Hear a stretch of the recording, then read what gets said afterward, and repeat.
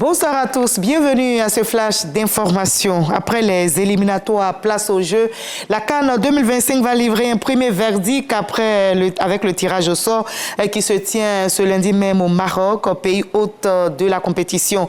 Les 24 équipes qualifiées vont connaître leurs adversaires dans quelques instants et les éléphants champions d'Afrique en titre sauront leur sort à l'issue de ce tirage. Alors, dans quel groupe sera logée la Côte d'Ivoire et avec quelles équipes?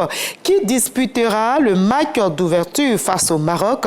Élément de réponse à 19 GMT. Après le maniement des boules par les légendes du foot africain, les équipes s'affronteront, je rappelle, du 21 décembre 2025 au 18 janvier 2026 au Maroc.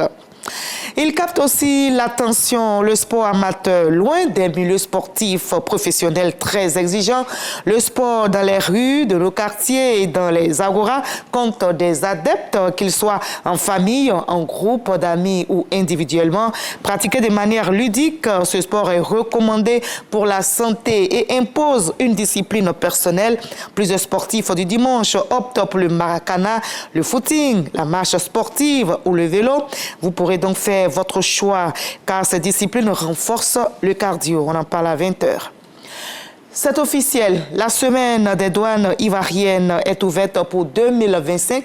Le ministre Adama Coulibaly vient de fixer les objectifs.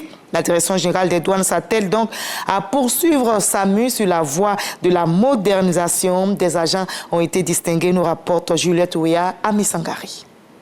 Ils ont été récompensés pour leur abnégation au travail lors de la 11e édition de la Semaine des douanes ivoiriennes, couplée à la 72e Journée internationale de la douane. 13 agents et autres partenaires reçoivent des mains du ministre des Finances et du Budget, Adama Coulibaly, des distinctions de l'Organisation mondiale des douanes. Cette distinction est le couronnement des efforts déployés par la Direction générale des douanes en matière de renforcement du partenariat avec le secteur privé. C'est un certificat que nous recevons avec beaucoup de fierté et c'est un message d'encouragement par rapport au travail que nous accomplissons. Des performances qui satisfont les douanes ivoiriennes. En effet, l'exercice 2024 a été productif.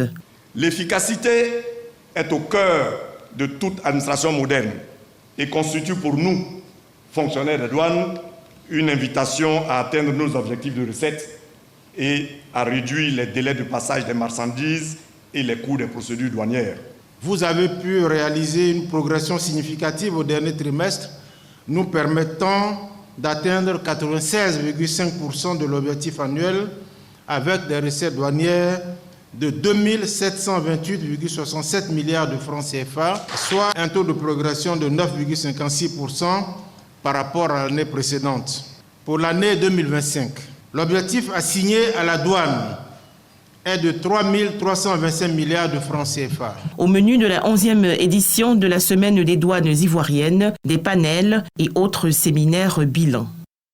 Et on va prier pour la RDC. La tension reste vive à Goma où les combats se poursuivent. Les rebelles du M23 et des effectifs des forces spéciales rwandaises ont investi plusieurs quartiers de la capitale provinciale. Ce lundi, le Conseil de sécurité de l'ONU, réuni la veille en urgence, a directement mis en cause et pour la première fois Kigali des sanctions contre le régime de Kagame et le retrait des forces extérieures.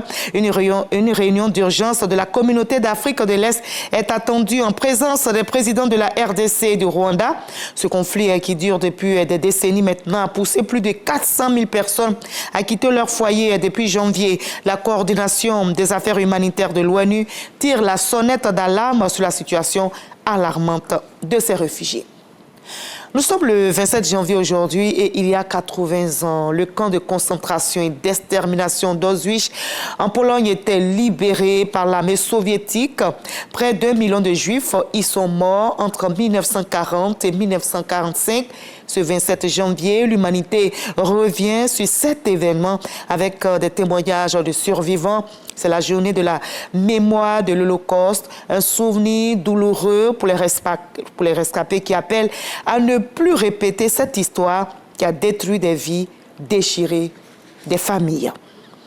Et dans l'actualité également, ce lundi, un accord a été conclu entre les États membres de l'Union européenne. Les 27 ont décidé de renouveler les sanctions contre la Russie mises en place depuis le déclenchement de la guerre contre l'Ukraine. La Hongrie a levé son blocage à la reconduction de ces sanctions lors d'une réunion des ministres des Affaires étrangères à Bruxelles. Au total, l'UE a imposé 15 paquets de sanctions qui devraient expirer le 31 janvier prochain. Ces sanctions incluent des restrictions entre autres dans les secteurs de l'énergie, de la finance, des transports. On se retrouve à 20h pour la grande édition. Je vous propose de suivre l'info régionale juste après ce flash. Il s'agit de voir nos très belles régions ivoiriennes. À tout à l'heure à 20h.